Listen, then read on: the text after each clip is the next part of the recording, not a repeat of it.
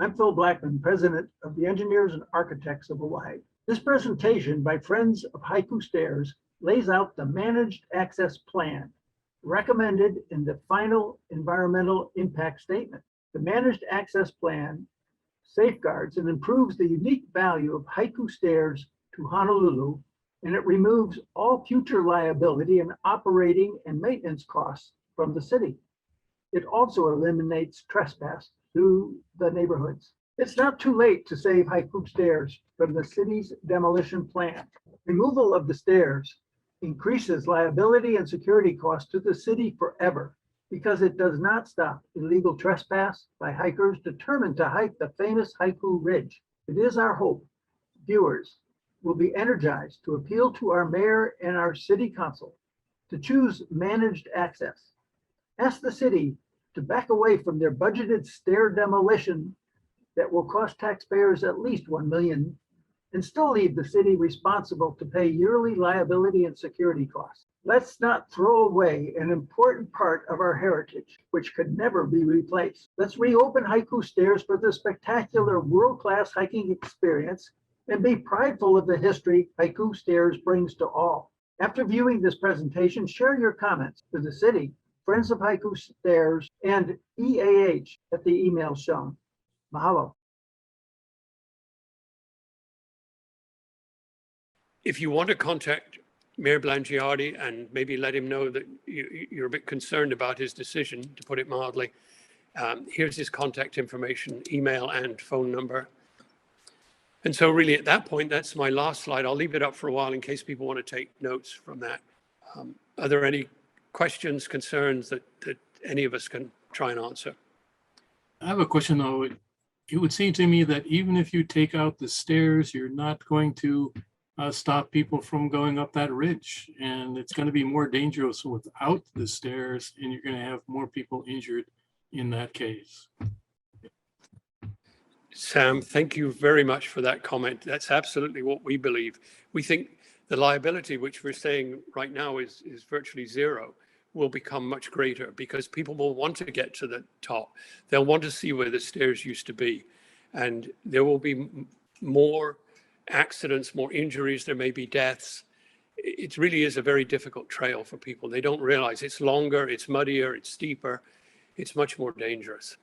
So thank you for that comment. I couldn't agree more. Could you give a description of the neighborhood reaction to even 80 people a day? Because I had thought that the neighborhood was the main opposition, not some other theoretical reasons. Yeah, that's a very good question. It's a small vocal minority, but without doubt, they're severely inconvenienced by everything that's been going on over the last couple of decades, and it's been getting worse for them. I have total sympathy with them. Our managed access plan actually addresses all their concerns. In particular, getting good security, stopping all the trespassing, and all these people coming in the middle of the night. We have run this by groups of residents there, and the last I heard was that they had responded that they thought our concept plan was a workable idea and should be given a try. And I'm happy to admit, if this doesn't work, then as far as I'm concerned, we tried, we failed, we're done. But I'm convinced it will work. This plan was developed, as I mentioned, over many years by people who are real experts in all these issues. So I think the small minority will probably never decide that, this is a workable plan, but that's okay. It's a free country. The parallel that I've seen is in Milford Trek in New Zealand, a managed amazing hike that seems to work.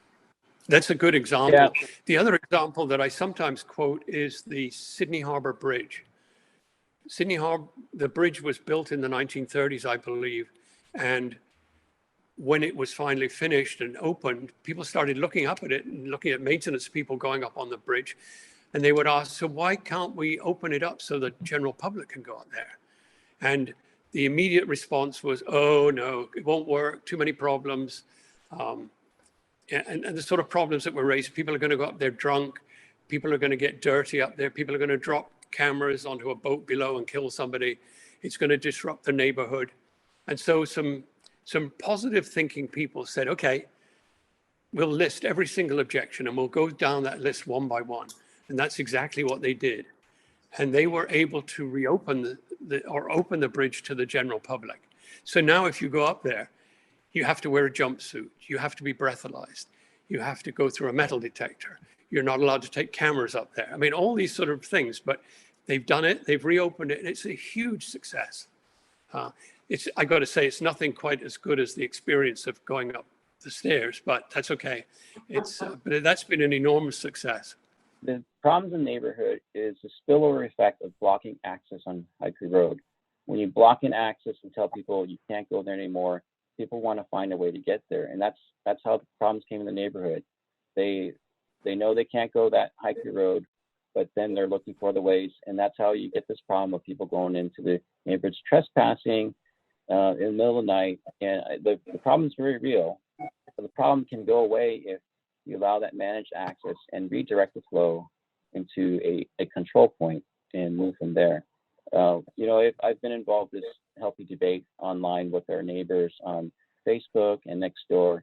A lot of neighbors in support, they provide solutions, but there's just this vocal minority that keeps knocking everything down. But we did not get the public debate we were promised. We were given a hearing process that was ramrodded through the city council. And I think we're looking for public support to make sure this the right people hear the voices on this. Vernon, it's Paul. If I could jump in, over the last several years, colleagues and I, Jim Mack, Emeritus UH Econ professor, who's Dr. Tourism basically, have been writing about a number of issues related to management of recreational natural resources in the tourism context.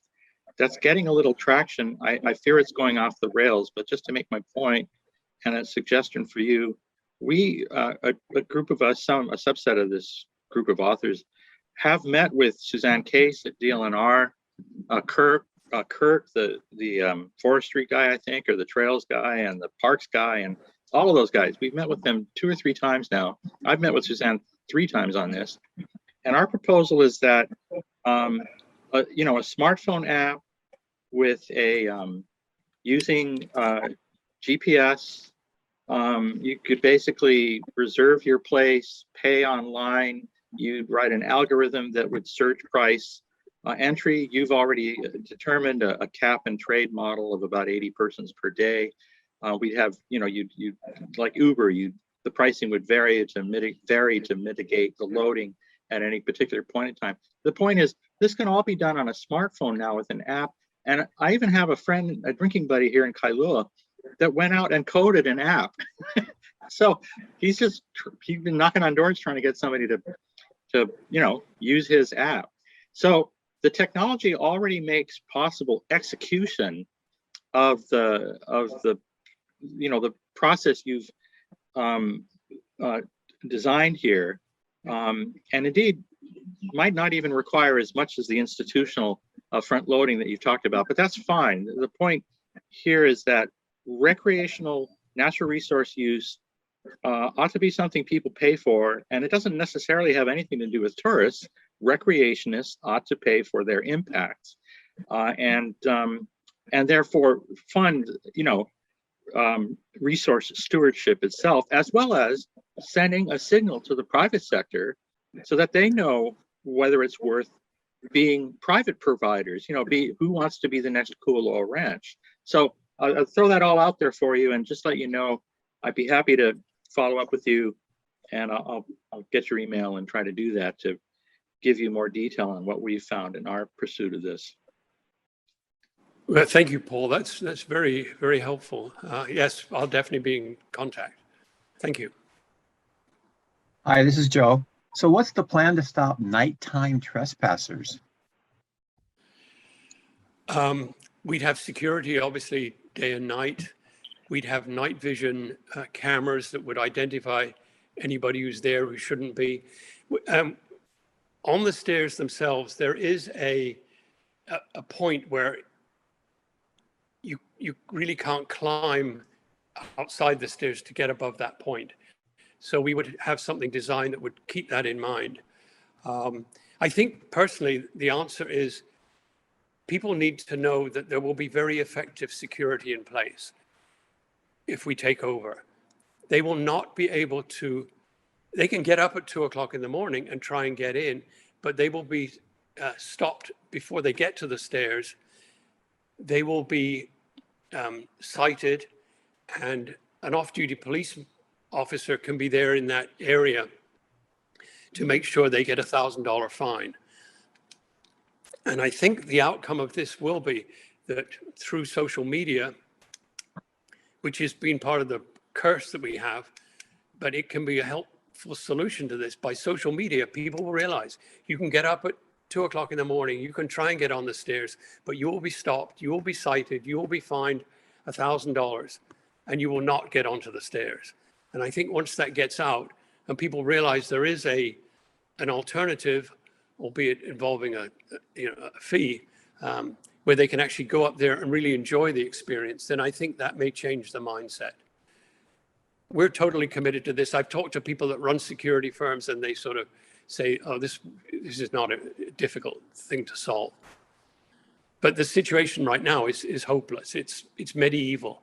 They have a guard at the bottom, I think, who basically has no way of citing people. I hope that answers your question. If I could add to that, I mean, I think when Please. you talk about security, there's going to be a control point, and whoever's going up and down the stairs, we're going to have to pass through that control point. And so, I mean, to your question though, is it nighttime or is it trespassing? It's not trespassing if they're authorized access to go up there on the authorized route. And let me, as in comparison to what's going on right now, is the city is a disinterested owner of this stairs. They've given 14,000 warnings. They've given 386 citations, and they're supposed to fine them $1,000. That should have been $386,000 in the pocket from these fines, or even 14 million from these warnings. But I haven't heard any statistics on how any successful prosecution of these trespassers or citations and where that revenue is going. With an owner of the stairs, someone who's interested in controlling the flow of traffic on there, you can prosecute that. We can take the names and we can forward it to those who have gone there unauthorized and not gone through the authorized process to get up the stairs. Just a comment here.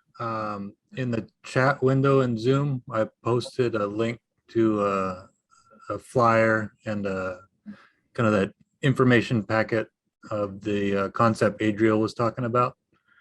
So if you want to check those out, you can click on that. I also posted a New York Times link with one of the recent articles as well. Yeah, my name is Sophie, and I'm just curious as far as the timeline. So how long is there any, if this proposed option is approved, and what's the timeline to prep all the security and the control points? How long will it take, the timeline, to get to the point where it's operational? Let me try. I think to hire personnel to do the security, I don't think it takes a long time to just set up basic security operations checkpoints. But the main thing is do we have the access?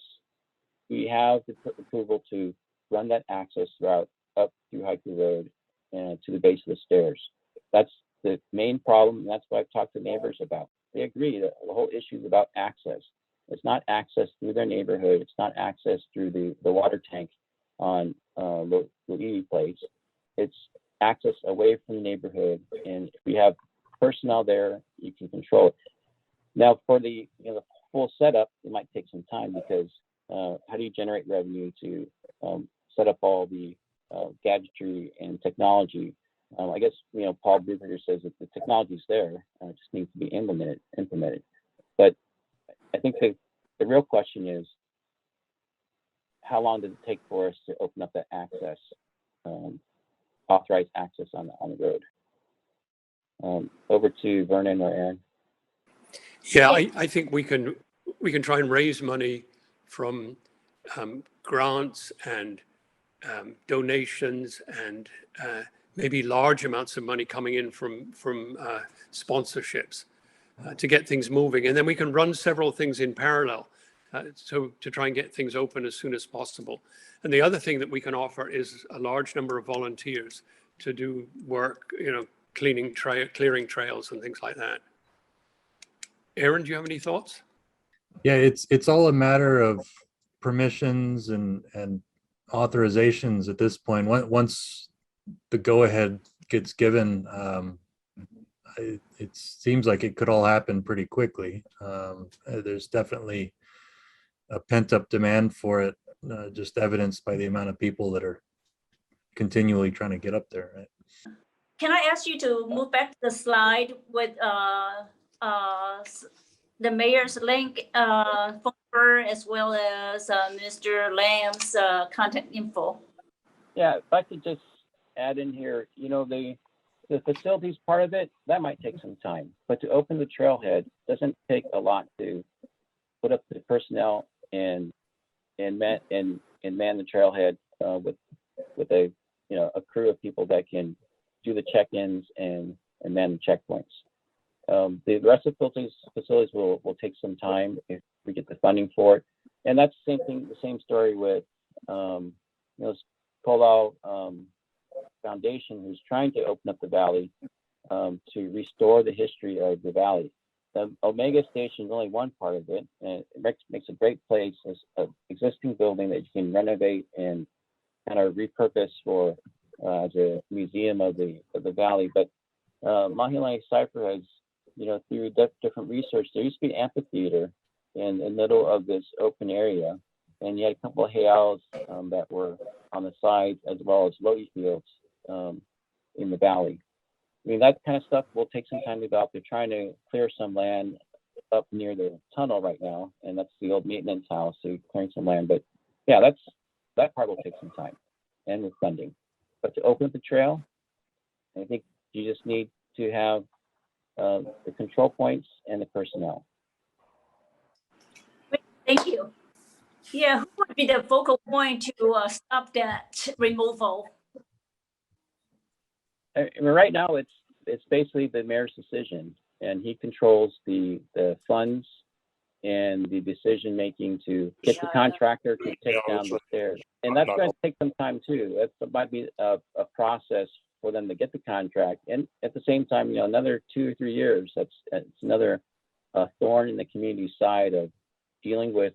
But by the way, contractors will have to access the stairs, and how they're going to access. What route are they taking? Oh, the one that we want to open up on Haiku Road to the base of the stairs. But I think I would ask, as for this audience, as engineers, architects, I as an engineer see this as a fascinating construction, something that went up the side of the mountain and had a tremendous contribution. I think this is one of the things that we look for. What impacts our community, and how do we preserve these things that had significant impacts to not just the user, but our community as a whole. And as far as historic foundations, like this is the things that we want to hold on to that instills pride in our community.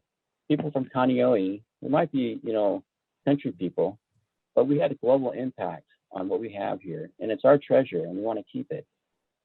To just tear it down and say, oh, it's past, it's military, we don't need it anymore. That's forgetting our history. That's forgetting our contributions. That's forgetting our heroes who got us to where we are today. Yeah, I think that covers the political context well, but if you are interested in this, keep track of what the Friends of Haiku Stairs is doing.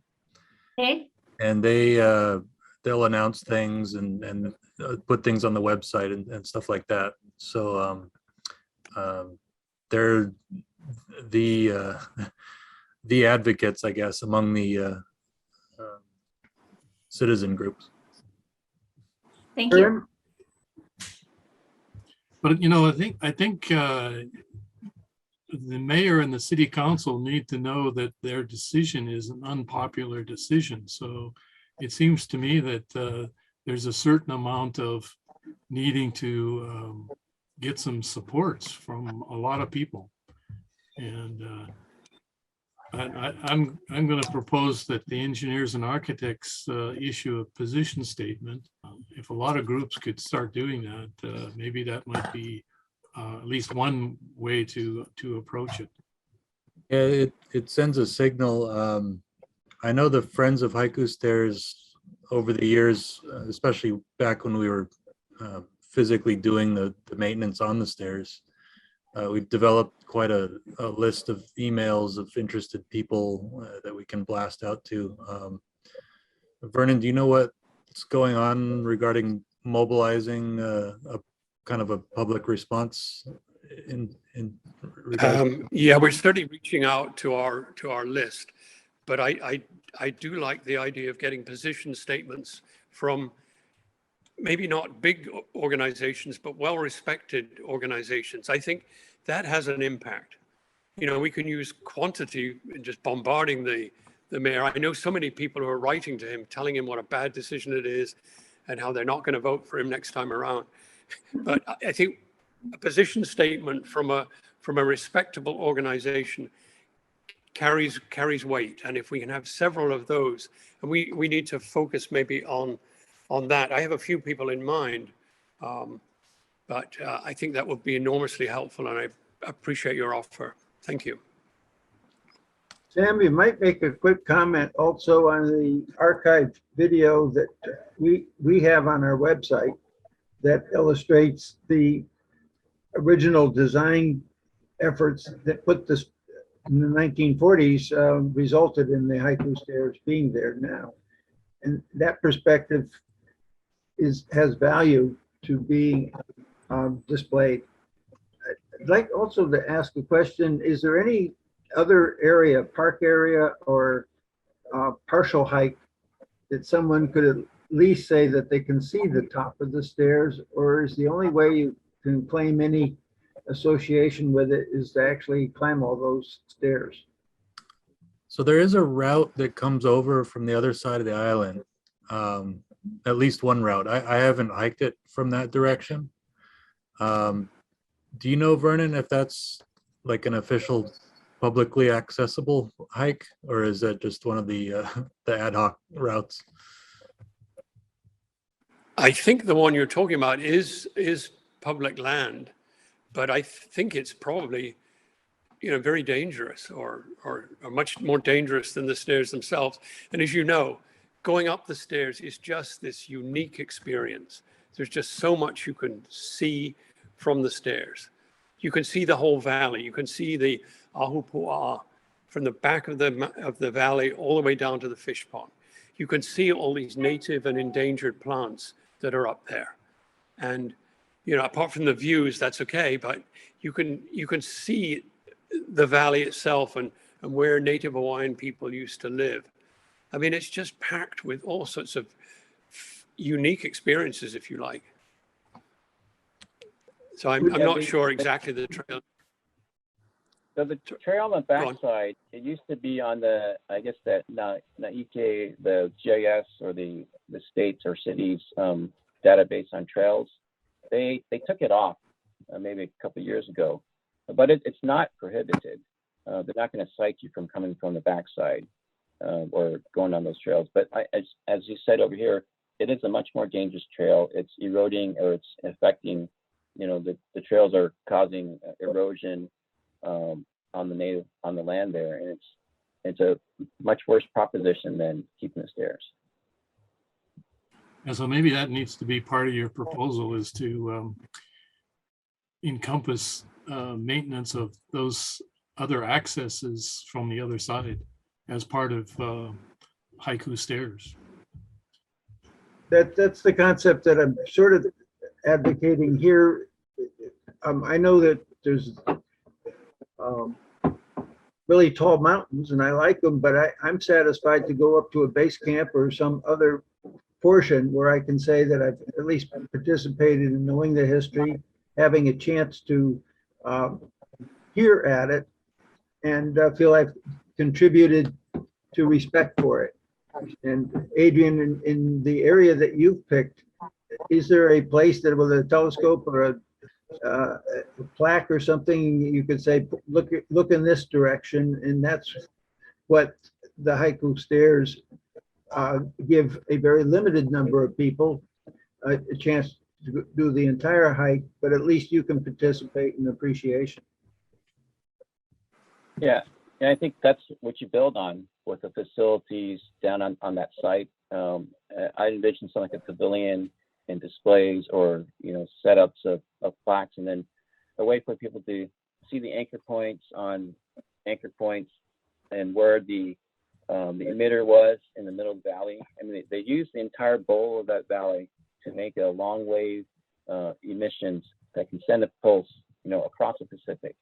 And that's just that appreciation of technology that we had back then. And, precursor to GPS. We rely so much on GPS now, but this was a precursor to GPS. I think that reduces some of the pressure and disappointment if people feel that they had to be one of the 80. But there's some other aspect. I remember that in New Zealand going the Millford Trek. It's a 1-year waiting list. I was very fortunate to have someone get me on that list so I could go up. But even if I hadn't made it the whole direction, there were other spots along the way that would make me an advocate and happy that people are respecting it. Well, I think there's various ways you can manage that 80 just for reserving a certain percentage for walk-ups, and then also for people that don't show up for their scheduled walk as well. I think I'm going to put some notices on the YouTube video that the city is planning to remove this and ask for people's support. Good idea. Thanks, Sam. Aaron, I thank you for bringing this together, and I applaud Sam's idea that we can make some official statement as a position of EAH. I've gotten out of listening here to seeing the dual concepts of the history and its technology, and I got the evidence of the beauty and the unique capability of seeing some of the endemic plants and in the process by which we become the shepherds of something special. If that can be related to, Adrian, your geography of a location, I think the more it looks like that there's a whole structure supporting the stairs, even if you don't physically get to participate in the stairs, makes a stronger argument than having the whole debate revolve around the stairs. If we see that this is a good destination, a little bit like Hanama Bay, you may never even go in the water, but you've had a chance to see a good movie, you've had a chance to sit down on the beach, you have other great things that have happened because you've made the effort to pay attention to it. Just a thought. The broader advertisement gives more alliance, especially when you've picked aspects that are the least offensive to neighborhood concerns or to access points or to safety reasons. It just makes it a more exciting participation. Yeah, that's very true. There's interesting stuff in the valley as well at the Omega station, and all the unfortunately destroyed equipment that was in there is all really interesting in its own right. I think it's one of only a couple transmitters of that type.